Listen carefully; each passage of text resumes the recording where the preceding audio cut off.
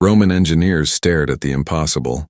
400 yards of churning, ice-cold water that had never felt the weight of foreign stone. Beyond the opposite bank, Germanic war drums echoed through ancient forests, while Carthaginian military advisors laughed at Caesar's audacity. Rome thinks it can bridge the untamable, they whispered to their Germanic allies. Let them try. But in 10 days, those same advisors would watch in horror as Roman legions marched across timber and iron into the heart of barbarian territory, changing the course of European history forever. This is the story of engineering triumph that made gods of mortals and turned the Rhine from barrier into gateway. June 15, 55 BC. Dawn breaks over the Rhine River, Germania Magna. The morning mist rises from waters that have never known the weight of Roman stone. From the eastern bank, Germanic war horns echo through primeval forests where no eagle standard has ever flown. Here, 400 yards of churning river marks the edge of the known world, the boundary between civilization and the savage lands beyond. Gaius Julius Caesar stands on the western shore, his scarlet cloak whipping in the river wind, studying the impossible task before him.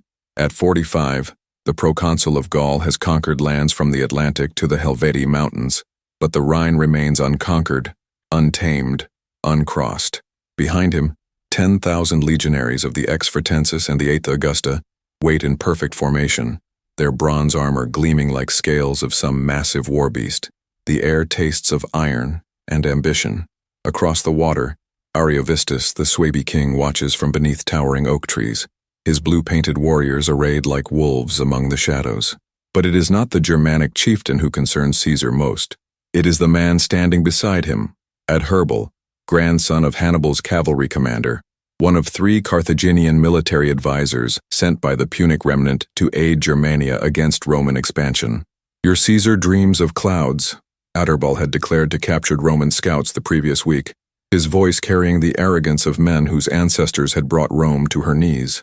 Rivers are boundaries set by gods. Only fools challenge the Rhine in summer flood. The laughter of Carthaginian officers still rings in Caesar's memory.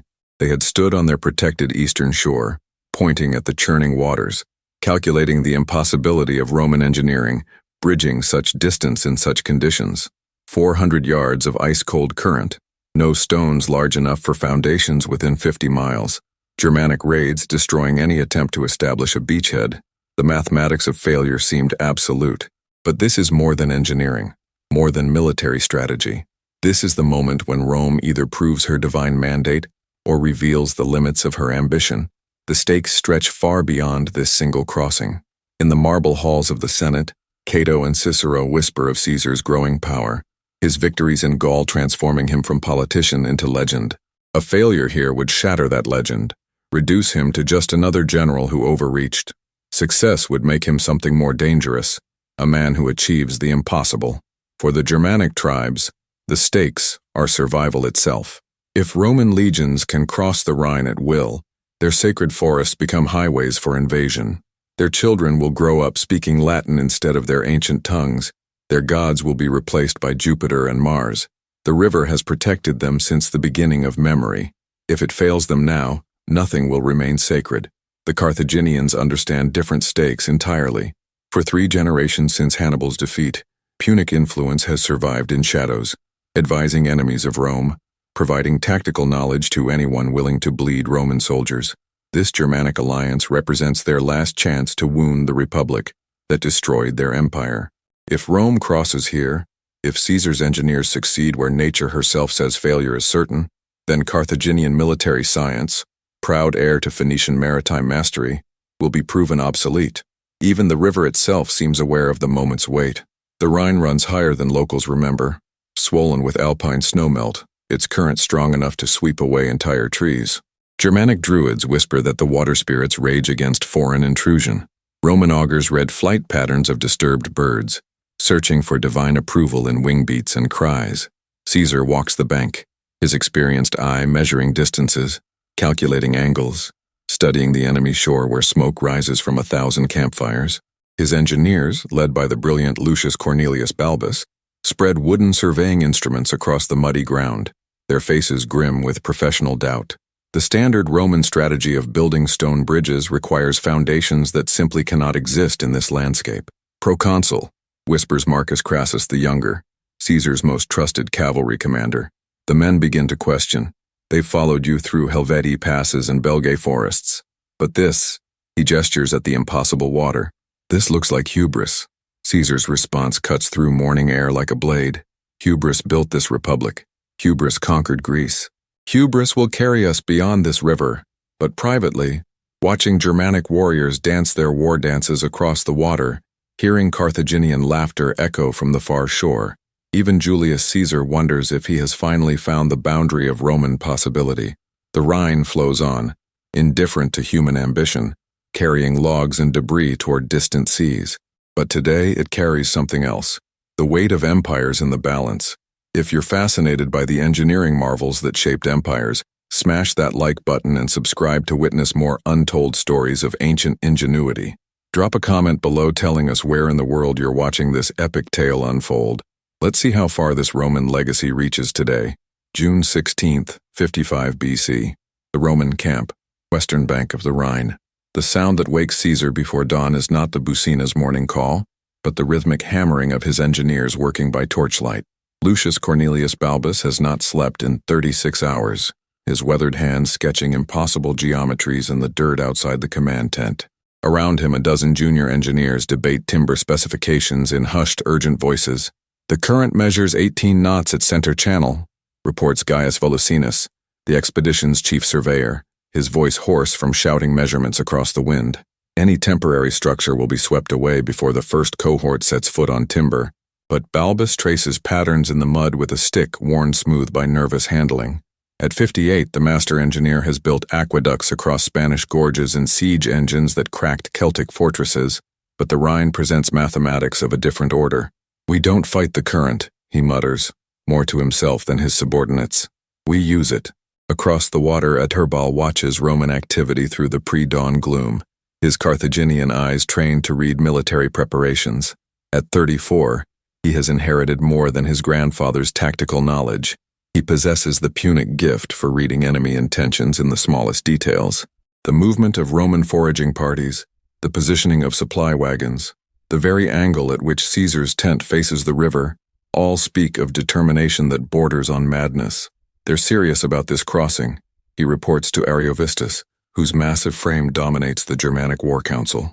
The Suebi king, towering over his advisors at 6.5 feet, runs scarred fingers through his flame-red beard as he contemplates Roman persistence. Let them try, growls Ariovistus in his accented Latin, learned during his youth as a hostage in Roman Gaul. The Rhine has swallowed greater men than Caesar, but privately, the king remembers Roman siege works at Vesantio, the methodical way legions reduce problems to manageable pieces.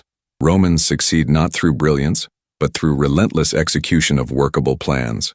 As morning breaks, the true scale of Caesar's preparation becomes visible. The entire 8th Augusta Legion, 5,000 men, labors like ants along the riverbank, some cutting timber in distant forests, others hauling massive logs to staging areas marked with surveyor stakes. The precision is unsettling. Every piece of wood measures exactly 40 feet in length, cut to specifications that seem to follow some grand design invisible to Germanic observers. Marcus Crassus the Younger leads cavalry patrols up and down the western bank, his mounted scouts reporting every detail of Germanic defensive positions. At 27, young Crassus possesses his father's wealth and twice his tactical sense. He has noticed what Caesar notices, that Adherbal's influence over Germanic strategy grows stronger each day. The Carthaginian advisor positions warriors with mathematical precision, establishes supply lines with Punic efficiency, and treats this river crossing as if Roman failure were merely a matter of time. They're building something, observes Quintus Cicero, Caesar's intelligence coordinator, watching Germanic activity through a bronze spyglass. Look at their timber movement. They're constructing siege engines on the eastern shore. Indeed, beyond the Germanic camps, work crews assemble what appear to be massive ballistae, artillery pieces capable of sending iron bolts across 400 yards of water. Adherbal's engineering knowledge extends beyond mere advice. He is actively preparing to destroy any Roman bridge before it can be completed. The psychological warfare intensifies as noon approaches. Germanic warriors perform elaborate river ceremonies, their druids casting carved bones into the current while chanting invocations to water spirits. The message carries clearly across the water. The Rhine itself opposes Roman crossing. Nature and God stand united against foreign ambition, but Caesar responds with Roman pragmatism that borders on the supernatural. He orders the ex fretensis to begin construction of what appears to be a massive funeral pyre on the riverbank, thousands of logs arranged in precise geometric patterns. Germanic observers assume this represents some religious offering to river gods, a desperate attempt to purchase divine favor. They are wrong. As afternoon shadows lengthen, the true purpose becomes clear. Roman engineers begin assembling the logs into massive H-shaped structures, each timber fitted with bronze joints and iron connectors that gleam like weapons in the fading light. The funeral pyre was never a pyre at all. It was a prefabricated bridge, constructed in sections that can be rapidly assembled and launched across the water. Adherbal feels cold recognition settle in his stomach. He has seen Punic naval architects use similar techniques for rapid harbor construction, but never on this scale, never as instruments of military conquest. The Romans are not attempting to build across the Rhine. They are preparing to launch across it. Send word to the tribes, he commands a Germanic messenger. Tell them Caesar doesn't plan to cross the river tomorrow or next week. He plans to cross it in days. The Rhine flows on, carrying Roman timber shavings toward the sea, indifferent to the engineering revolution taking shape on its banks. June 17th, 55 BC. Third day of construction, Rhine crossing point. The sound that penetrates Germanic sleep is not the crash of timber falling, but the methodical rhythm of Roman efficiency, 10,000 hammers striking in synchronized precision. Across the river, Adherbal counts the beats like a death march, 40 strikes per minute, sustained for hours without variation. The Romans work in shifts that never pause, never slow, never acknowledge the impossibility of their task. They sleep in rotation, reports Brennus, Ariovistus's chief scout, his Celtic accent thick with disbelief. Third watch relieves second watch, second relieves first. The construction never stops. The young warrior has spent 2 days observing Roman operations from hidden positions along the eastern bank, his eyes tracking movements that follow patterns more complex than any Germanic military doctrine. Lucius Cornelius Balbus stands waist-deep in Rhine water, bronze calipers in hand, measuring current depth with the detached precision of a man solving mathematical equations. The river runs 15 feet deep at center channel, its bottom composed of rounded stones that shift constantly in the 18-knot flow. Traditional bridge engineering requires foundations driven deep into stable riverbed, an impossibility in these conditions. But Balbus has abandoned traditional thinking. His design adapts Carthaginian naval architecture to Roman military engineering, creating something unprecedented in the history of warfare. Each H-shaped timber frame measures 40 feet in length, 20 feet in height, constructed on shore with bronze-reinforced joints that can withstand enormous lateral stress. The genius lies not in fighting the current, but in using it to anchor the bridge in position. Observe, Balbus explains to Caesar and his assembled staff, using a wooden model to demonstrate principles that seem to violate nature itself. We drive the upstream supports at an angle, letting current pressure lock them against the riverbed. The downstream supports resist lateral movement. Physics becomes our foundation. Caesar studies the model with the intensity he once applied to siege works at Alesia. At 45, the proconsul has witnessed enough engineering marvels to recognize revolutionary innovation when he sees it. How long for complete assembly? 7 days, Balbus replies without hesitation. 3 for frame completion, 4 for decking and approaches. Across the water, Adherbal reaches the same mathematical conclusion through different calculations. His Carthaginian engineering education, learned in the shadows of ruined Carthage from masters who remembered Hannibal's Alpine crossings, allows him to read Roman intentions with uncomfortable clarity. The timber dimensions, the bronze reinforcements, the specific angles at which Roman engineers position their equipment, all indicate a bridge designed for rapid deployment and immediate use. They're not building a temporary crossing, he explains to Ariovistus during the evening war council. They're building a military highway, something that can carry siege engines, supply wagons, cavalry charges, something permanent. The implications chill even the massive Suebi king.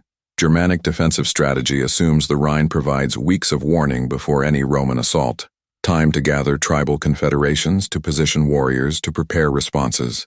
If Caesar can cross in force within days of beginning construction, traditional Germanic advantages disappear.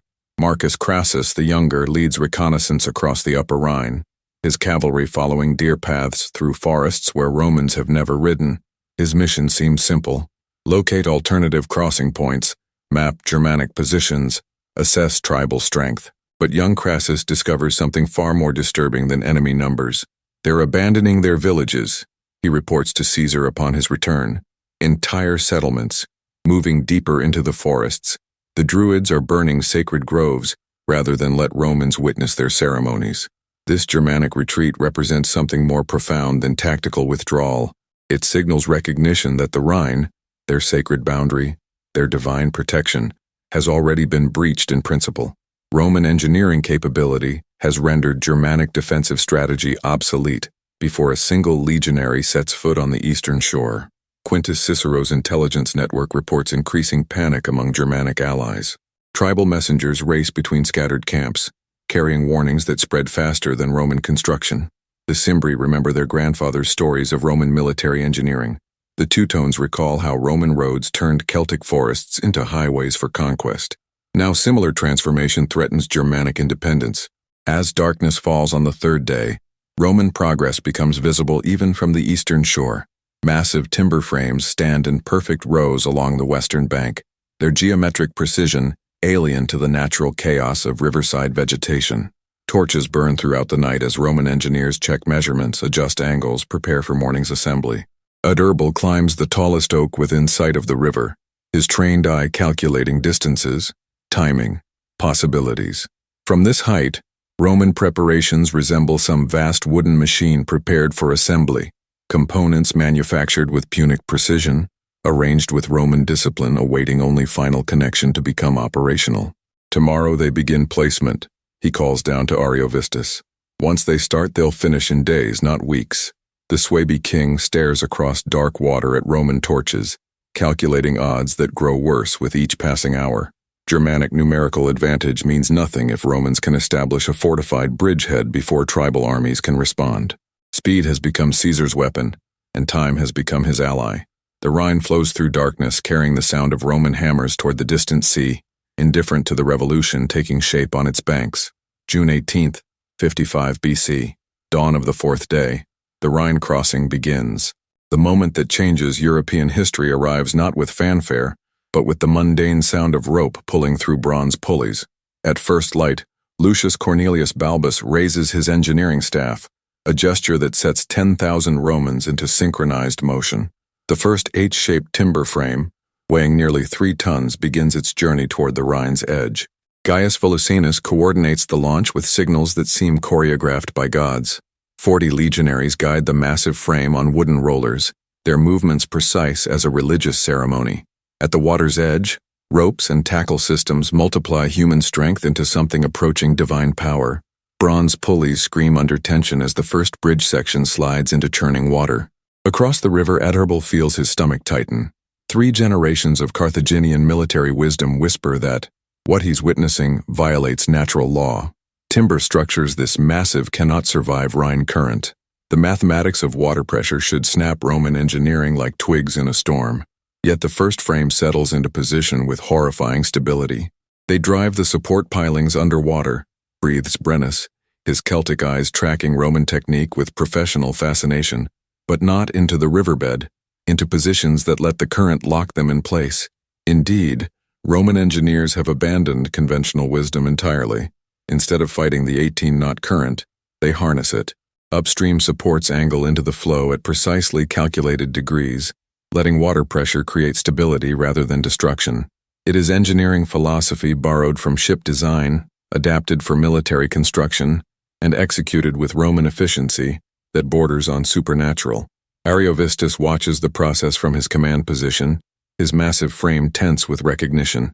At 42, the Suebi king has seen Roman engineering reduce Celtic fortresses to rubble, but this represents something beyond siegecraft. This is Romans reshaping geography itself, bending natural boundaries to imperial will. How long? He asks Adherbal, though both men already know the answer. 6 days, the Carthaginian replies, his voice hollow with certainty.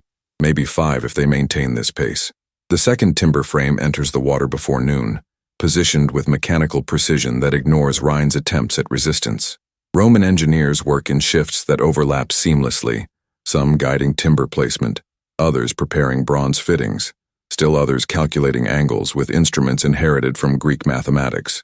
The bridge grows not gradually, but in massive, inevitable increments. Marcus Crassus the Younger leads a cavalry demonstration along the western bank, his mounted troops performing elaborate maneuvers within clear sight of Germanic observers. The message is unmistakable. Roman military preparation extends beyond engineering. Once the bridge opens, cavalry will cross first, securing the eastern approach for following infantry. But then comes the day's first rehearsal of disaster. The third timber frame, larger than its predecessors and loaded with additional bronze reinforcements, encounters Rhine current at an unexpected angle. Water pressure catches the structure wrong, spinning it like a leaf in the 18-knot flow. For heart-stopping minutes, Roman engineering appears fallible as 3 tons of precision timber work threatens to disappear downriver toward distant Germanic settlements. Germanic cheers echo across the water. Warriors dance on the eastern shore, interpreting the mishap as divine intervention. Their druids raise carved staffs skyward, chanting invocations to river spirits who resist foreign intrusion. Even Adherbal allows himself a moment of hope. Perhaps Roman ambition has finally exceeded Roman capability. Caesar stands motionless on the western bank, his scarlet cloak whipping in river wind, watching disaster unfold with the detached interest of a general calculating odds. Around him, staff officers await orders to abandon the project, to admit that some boundaries cannot be crossed, that some rivers cannot be bridged. Instead, Caesar turns to Balbus. Fix it. What follows demonstrates why Roman engineering dominates the known world. Auxiliary ropes prepared for exactly this contingency snake across the water from hidden positions. Emergency anchors, pre-positioned on the riverbed during night operations, engage with mechanical precision. Within an hour, the wayward timber frame swings back into position, locked into place with bronze fittings that seem designed by gods. The Germanic celebration dies to silence. They planned for failure, Adherbal realizes, his tactical mind reading Roman preparations with new clarity. Every potential disaster, every possible mishap, they have responses prepared. By evening, 3 massive timber frames span 40 yards of Rhine water, their geometric precision alien to the natural chaos of riverside landscape. Roman legionaries work by torchlight, installing wooden decking that transforms engineering theory into military highway. The sound of hammers echoes across dark water like war drums announcing imperial conquest. Quintus Cicero's intelligence reports confirm Germanic panic spreading throughout tribal territories. Messengers race between scattered villages, carrying warnings that the impossible has become inevitable. Traditional Germanic defensive strategy assumes weeks of preparation time before Roman assault. Now that assumption lies shattered beside an increasingly functional Roman bridge. As midnight approaches, Adherbal climbs his observation oak one final time, studying Roman progress with eyes trained to read military mathematics. From this height, the bridge resembles some massive wooden serpent stretching across sacred waters, 3 segments complete, 6 more awaiting dawn's assembly. Tomorrow they reach quarterspan, he reports to Ariovistus. In 4 days they'll reach our shore. The Rhine flows on, carrying Roman wood shavings toward the sea, its ancient waters touched for the first time by foreign engineering, its sacred boundary violated by human ambition that refuses to acknowledge natural limits. June 19, 55 BC. 5th day of construction. The bridge achieves momentum. The sound that drives Germanic druids to desperation is not the crash of falling timber, but the relentless rhythm of Roman success. By dawn, the 4th timber frame slides into Rhine water with mechanical precision that seems to mock natural resistance. What required 8 hours yesterday takes 6 today. What demanded 300 men now needs only 200. Roman efficiency evolves with each passing hour, turning impossibility into routine. Lucius Cornelius Balbus has transformed himself into something beyond human engineer. At 58, the master builder moves across bridge sections with the confidence of a spider navigating its web, his weathered hands adjusting bronze fittings by feel alone. Sleep has become a luxury he cannot afford. Not when Roman engineering history is being written in timber and iron across sacred Germanic waters. Current pressure at Section 4 measures within acceptable parameters, reports Gaius Volusinus, his surveying instruments tracking water flow with mathematical precision. The angle adjustment compensates perfectly for increased load distribution. Indeed, each new bridge section distributes weight more efficiently than its predecessors, the cumulative structure growing stronger rather than more vulnerable. Roman engineering has turned the Rhine's own power against itself. Every knot of current speed increases bridge stability. Every pound of water pressure locks timber joints more securely in position. Across the river, Adherbal watches progress with the sick fascination of a physician observing terminal disease. His Carthaginian training recognizes the mathematical inevitability unfolding before his eyes. Roman construction follows principles that compound success. Each completed section simplifies the next. Each solved problem accelerates overall progress. They're not building the same bridge 9 times, he explains to Ariovistus during the morning war council. They're building 9 pieces of one bridge, each designed to support the others. It's naval architecture applied to military engineering. The implications chill even the massive Suebi king. Germanic defensive strategy assumes fixed timelines, predictable construction schedules, weeks of preparation before enemy assault. But Roman engineering operates outside Germanic understanding of possibility. Their bridge doesn't follow natural law. It redefines natural law. Marcus Crassus the Younger tests cavalry approaches on completed bridge sections, his mounted troops thundering across Roman timber with confidence that shakes Germanic observers to their core. At 27, young Crassus possesses his father's tactical genius without the elder's political blindness. He reads Germanic body language from across the water, recognizing panic in tribal movements, desperation in their increasingly frantic preparations. They're repositioning artillery, he reports to Caesar, after completing reconnaissance, pulling back from river positions, establishing defensive lines deeper in the forest. They're preparing for retreat. But retreat represents Germanic admission of defeat before battle has even begun. Ariovistus has spent 15 years establishing Suebi dominance over Rhine territories, his authority rooted in tribal belief that the river provides divine protection. If he abandons the crossing point without fighting, his leadership dies along with Germanic confidence. Yet fighting seems equally futile. Roman bridge construction proceeds with inexorable momentum that ignores Germanic attempts at interference. Brennus leads night raids across the upper Rhine, his Celtic warriors swimming dangerous currents to attack Roman supply lines. They manage to destroy a few timber stockpiles, delay some material shipments, minor victories that barely slow Roman progress. It's like trying to stop a river by throwing stones, Brennus reports after his 3rd failed sabotage attempt. They have backup supplies for their backup supplies. Everything planned, everything prepared. As afternoon shadows lengthen, the 5th timber frame settles into position with horrible finality. Roman engineers begin installing wooden decking with industrial efficiency that turns construction into assembly. Bronze nails drive into pre-drilled holes with satisfying precision. Timber planks fit together like pieces of some massive puzzle designed by divine architects. Quintus Cicero's intelligence network reports Germanic tribal confederations dissolving in panic. The Cimbri withdraw toward distant Baltic territories. The Teutones retreat deeper into Hercynian forests.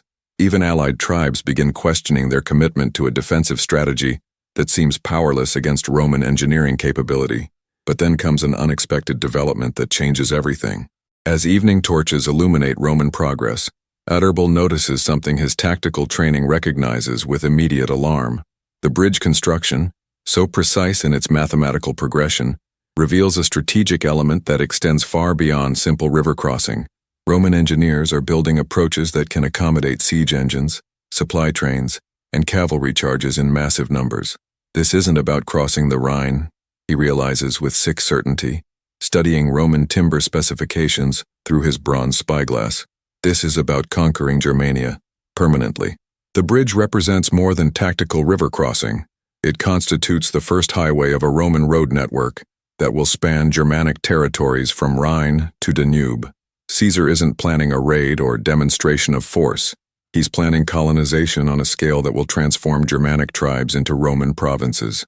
Send word to every tribe between here and the Baltic, Adherbal commands Germanic messengers. Tell them this bridge isn't just Roman engineering. It's the first Roman road into their homeland. As darkness falls over the 5th day, Roman torches illuminate bridge sections that span nearly half the Rhine's width. 200 yards of timber and bronze stretch across waters that have never felt foreign weight. Geometric precision alien to the natural chaos of riverside wilderness. The Rhine flows beneath Roman engineering, its ancient currents carrying the sound of hammers toward the sea, indifferent to the revolution being built above its sacred waters. June 20th, 55 BC, 6th day of construction. The bridge reaches the point of no return. The sound that pierces Germanic dawn is not Roman hammering, but the desperate war cries of men who know they fight against mathematical certainty. Ariovistus has gathered every warrior within 50 miles of the Rhine crossing: Suebi, Cimbri remnants, Celtic auxiliaries, and Germanic volunteers whose grandfathers fought Marius at Aquae Sextiae. 15,000 painted fighters mass on the eastern shore, their bronze spears glinting like wheat in morning light, but their target lies beyond spear range, protected by 200 yards of churning water and growing closer with each timber frame that slides into position. Lucius Cornelius Balbus has entered the realm of engineering legend. The 6 timber frame settles into Rhine current with the precision of clockwork, its bronze fittings locking into place as if guided by divine hands. At 58, the master engineer moves like a man possessed by architectural gods, his calculations proven accurate by physics that no longer seem subject to natural limitation. Section 7 begins within the hour. He reports to Caesar, his voice hoarse from shouting commands over river noise. Current resistance remains minimal. We maintain schedule. Indeed, Roman engineering has achieved something approaching supernatural momentum. What required 2 days to accomplish at bridge beginning now takes 8 hours. What demanded 400 men now needs 250. Roman efficiency has evolved beyond human limitation into something that borders on divine intervention. At Herbal watches the 7th timber frame begin its journey toward water, his Carthaginian tactical training calculating odds that worsen with each passing moment. At 34, he has inherited more than military knowledge from his grandfather's generation. He has inherited the bitter understanding of what happens when Punic strategy encounters Roman determination. They'll reach our shore tomorrow, he announces to the Germanic War Council, his voice carrying the flat certainty of mathematical inevitability. Noon, possibly earlier if they maintain current pace. The words fall on the assembled chieftains like stones into deep water. Brennus, the Celtic scout, stares across the Rhine at Roman progress with eyes that have seen Celtic fortresses reduced to rubble by similar engineering. His weathered face shows recognition of patterns that extend beyond bridge construction into the systematic conquest of non-Roman peoples. It's not just the bridge, Brennus says slowly, his accent thick with realization. Look at their supply lines, their road construction behind the crossing point. They're building permanent infrastructure. Indeed, Roman activity extends far beyond river engineering. Surveying teams mark routes through Gallic forests, establishing the foundation for roads that will carry Roman traffic deep into Germanic territory. Construction crews begin cutting timber for way stations, defensive positions, and supply depots that assume long-term Roman presence in lands that have never felt imperial administration. Marcus Crassus the Younger leads cavalry exercises within clear sight of Germanic positions, his mounted troops performing complex maneuvers that demonstrate Roman military capability beyond engineering. At 27, young Crassus reads Germanic desperation in their increasingly frantic preparations, recognizing the psychology of warriors who know defeat approaches but cannot prevent it. They're preparing a final assault, he reports to Caesar after completing reconnaissance. Everything they have thrown at the bridge before we can complete construction. But Germanic assault capabilities face the same mathematical impossibility that has frustrated every other response to Roman engineering. The bridge stands too far from eastern shore for effective attack, too well protected by Roman positions for successful sabotage. Germanic warriors can only watch as their sacred boundary transforms into Roman highway. Quintus Cicero's intelligence reports confirm tribal panic spreading beyond the Rhine Valley. Germanic confederations dissolve as individual tribes prioritize survival over collective resistance. The Cherusci negotiate separate peace with Roman diplomats. The Chatti withdraw toward distant Elbe territories. Even Ariovistus's own Suebi begin questioning their king's commitment to a strategy that seems to guarantee destruction. As afternoon shadows shorten, the 7th timber frame achieves position with mechanical precision that ignores Germanic prayers to river spirits. Roman engineers install wooden decking with industrial efficiency that transforms construction into assembly. Bronze fittings drive into pre-drilled timber with satisfying clicks that echo across dark water like death knells. But then comes the moment that reveals the true depth of Germanic desperation. Ariovistus himself appears at water's edge, his massive 6.5-foot frame dominating the eastern shore like some primordial giant, summoned from ancient forests. At 42, the Suebi king has never personally led assault operations, preferring to command from strategic positions that allow tactical overview.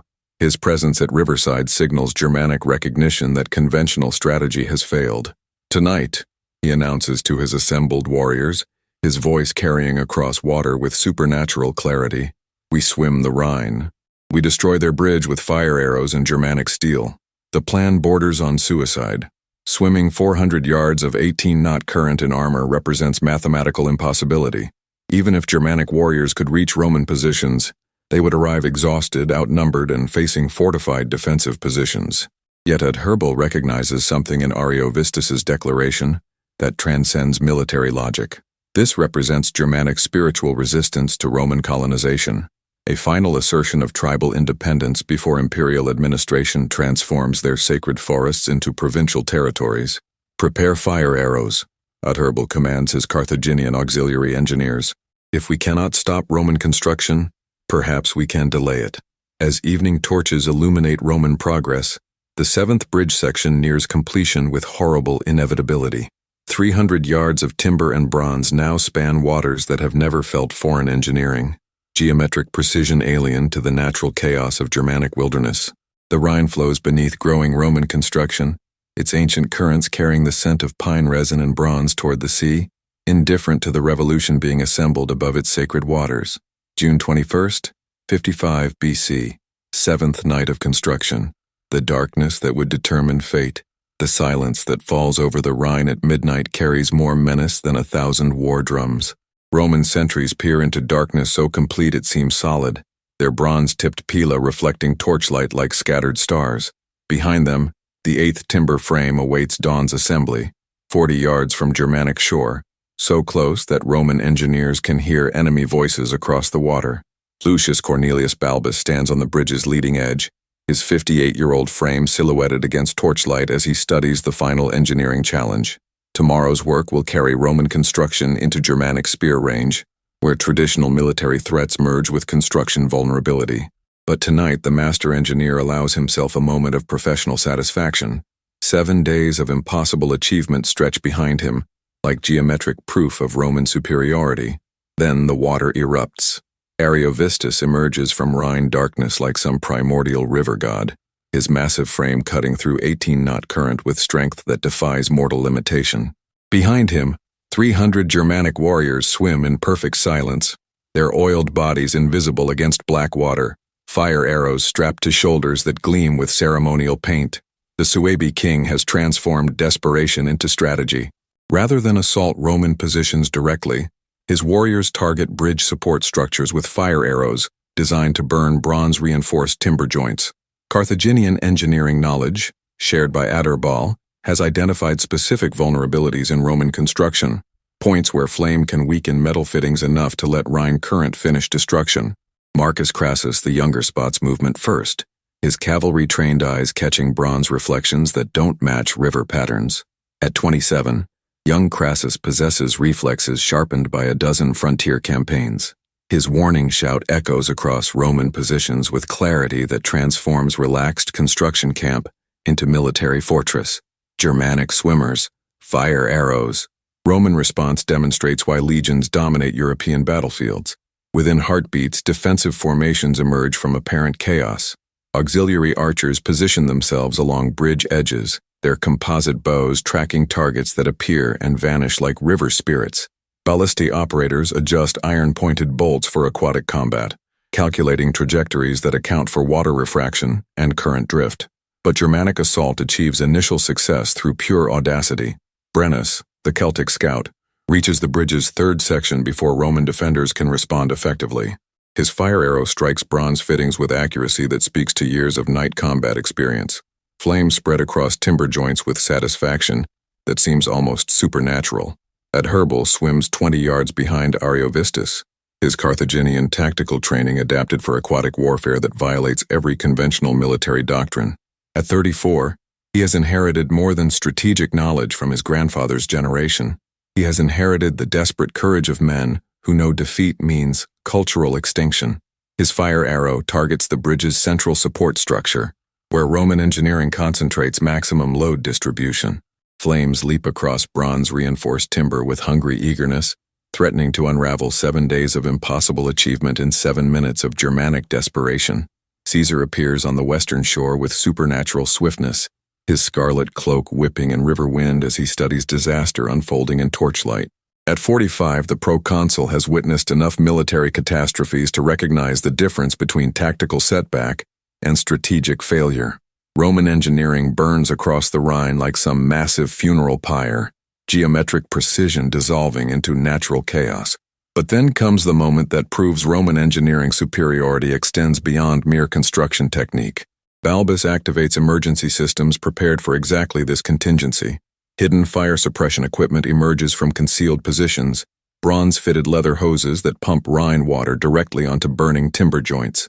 Roman engineers work with industrial efficiency that treats fire as just another engineering problem, requiring systematic solution.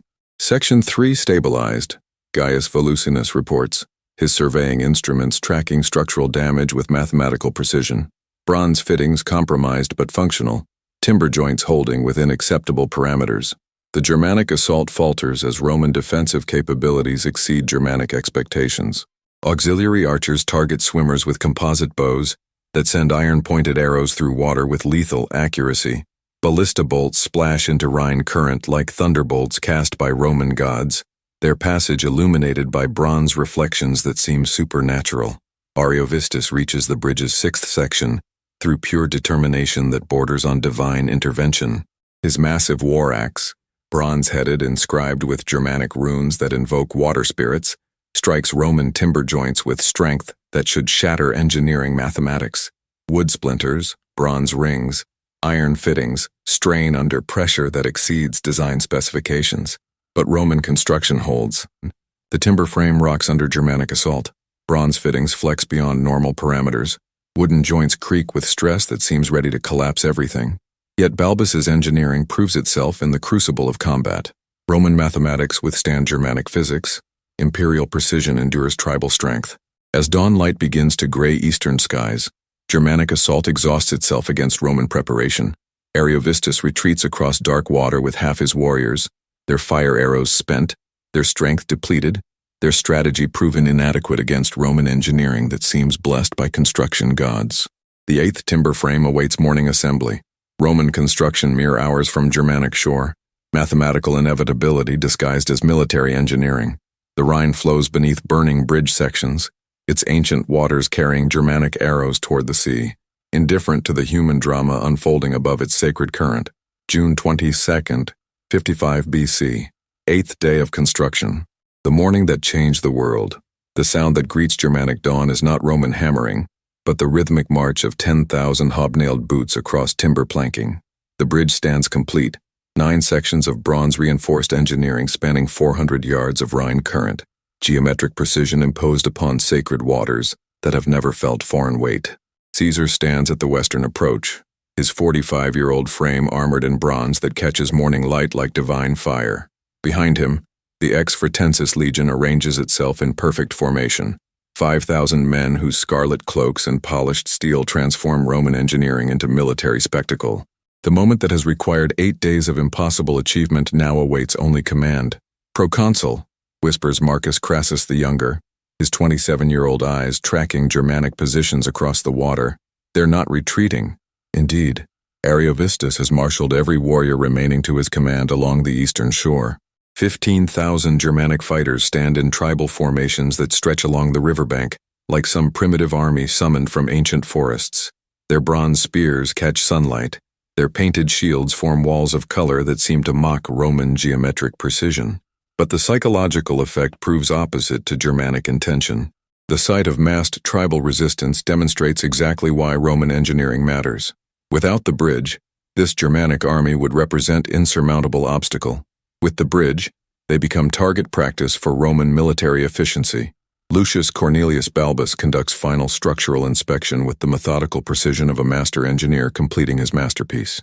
At 58, his weathered hands check bronze fittings, test timber joints, measure stress tolerances that have survived Germanic fire arrows and Rhine current. The bridge stands solid, functional, ready to carry Roman civilization into barbarian territory. All sections report structural integrity within acceptable parameters, he announces to Caesar, his voice carrying professional satisfaction that borders on the divine. The bridge will support cavalry charges, siege engines, supply trains. It will support empire. Across the water, Adherbal watches Roman preparation with the sick fascination of a Carthaginian engineer witnessing his own tactical philosophy turned against Punic interests.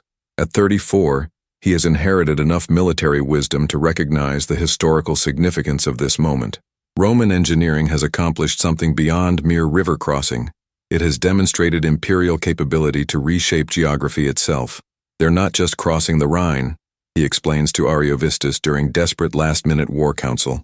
They're proving that no natural barrier can protect Germanic independence. Today it's this river. Tomorrow it's the Elbe, the Danube, the Baltic itself. But Ariovistus, his massive frame still bearing wounds from the previous night's aquatic assault, understands stakes that extend beyond tactical analysis. At 42, the Suebi king has spent 15 years establishing Germanic dominance over Rhine territories. His authority rests on tribal belief that sacred waters provide divine protection. If Romans cross unopposed, his kingship dies along with Germanic confidence. Caesar raises his bronze-headed staff, the signal that launches Roman conquest into Germanic heartland. The Ex Fretensis begins crossing with parade ground precision that treats impossible engineering as routine military procedure. Hobnailed boots strike timber planking in synchronized rhythm that echoes across water like war drums announcing imperial destiny. Marcus Crassus the Younger leads cavalry across first, his mounted troops thundering over Roman timber with confidence that shakes Germanic observers to their core.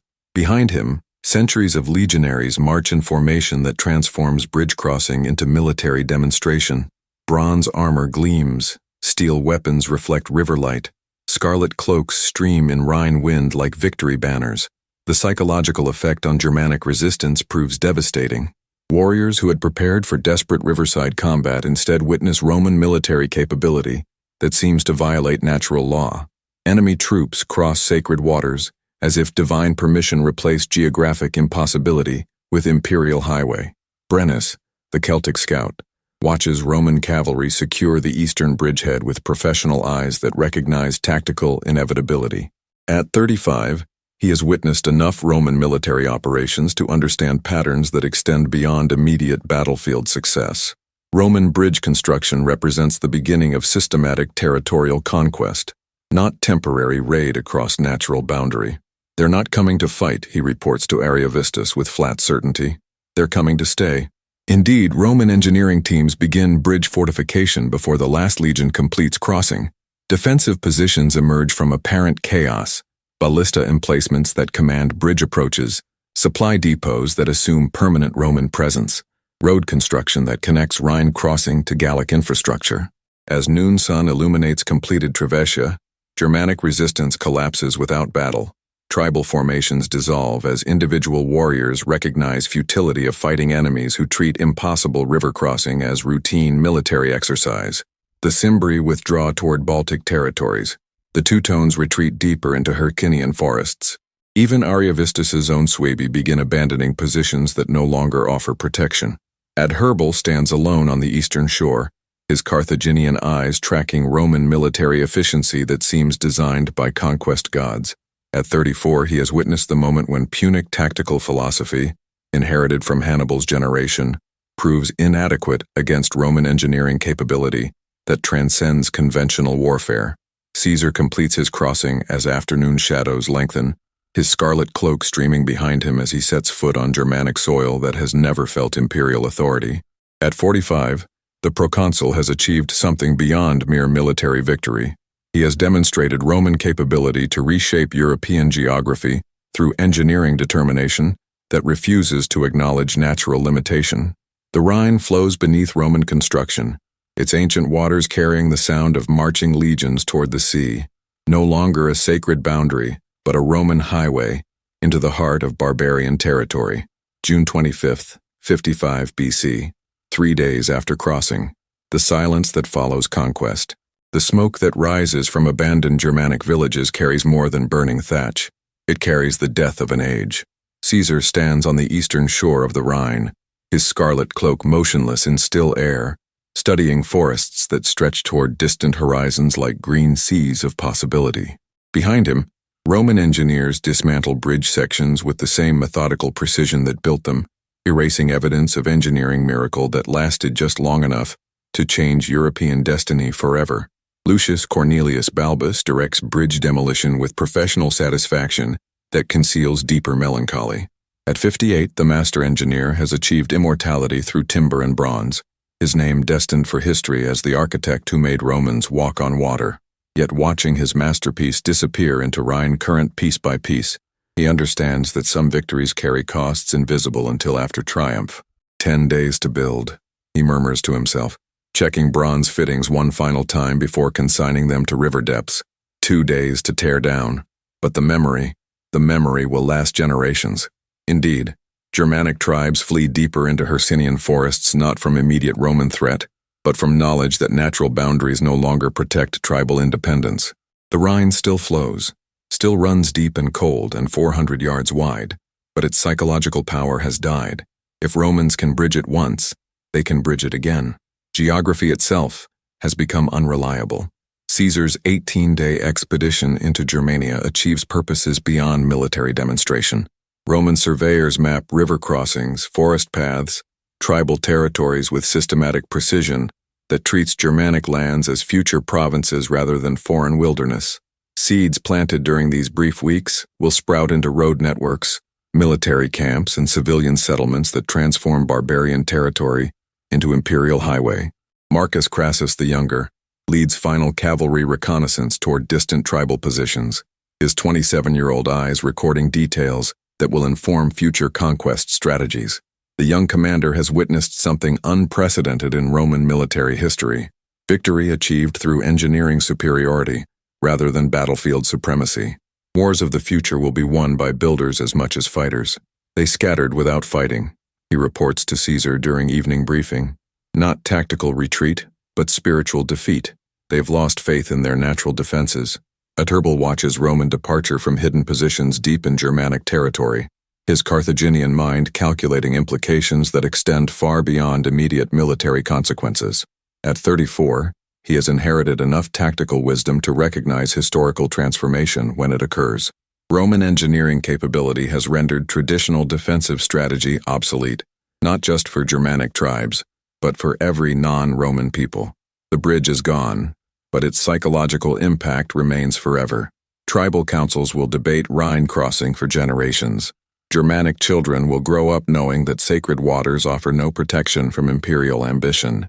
The very concept of natural boundary has been redefined by Roman determination that refuses to acknowledge impossibility. Ariovistus leads Suebi remnants toward Baltic territories, his massive frame diminished by defeat that cost no lives but destroyed everything. At 42, the former king understands that his authority died the moment Roman boots touched eastern shore. Leadership based on tribal belief in divine protection cannot survive evidence that gods favor Roman engineering over Germanic resistance. Brennus follows Germanic exodus with Celtic eyes that have witnessed similar patterns in Gaul, Britain, Hispania. At 35, the former scout recognizes the rhythm of Roman expansion: bridge building, road construction, civilian settlement, cultural assimilation. The Rhine crossing represents not military raid, but preliminary survey for systematic colonization. As autumn approaches, Roman engineers in distant camps design improved bridge specifications based on Rhine experience. Balbus's innovations will be studied, refined, applied to future river crossings throughout barbarian Europe. The Elbe, the Danube, the Vistula, all await Roman engineering that transforms natural barriers into imperial highways. But history will remember irony invisible to contemporary observers. The very success that makes Caesar immortal also plants seeds of imperial overextension that will eventually strangle the Republic. Engineering capability that conquers Germania will create frontiers too vast to defend, territories too numerous to govern, enemies too distant to suppress. The Rhine crossing proves Roman engineering can overcome natural limitation, but nature has patience that outlasts human ambition. Rivers return to natural flow, bridges collapse without maintenance, roads disappear beneath forest growth. Imperial engineering requires constant effort to maintain artificial victory over geographic reality. Centuries later, Germanic tribes will cross the Rhine again, not as defeated barbarians but as conquerors carrying fire and steel into Roman territory. The river that once witnessed Roman triumph will carry Germanic invasion toward imperial heartland. Engineering mastery that seemed divine will prove temporary victory in cosmic struggle between civilization and wilderness. Caesar stands alone on the western shore as evening mist rises from water that reflects dying light like molten bronze. At 45, the proconsul has achieved glory that will echo through history, but in distant future, Rhine waters will carry different conquerors toward different destinations. The river flows on, indifferent to human ambition, carrying Roman memories toward the sea, eternal witness to empires that rise like morning mist and vanish like evening shadows. In their triumph, they had planted the seeds of their own ruin. The end.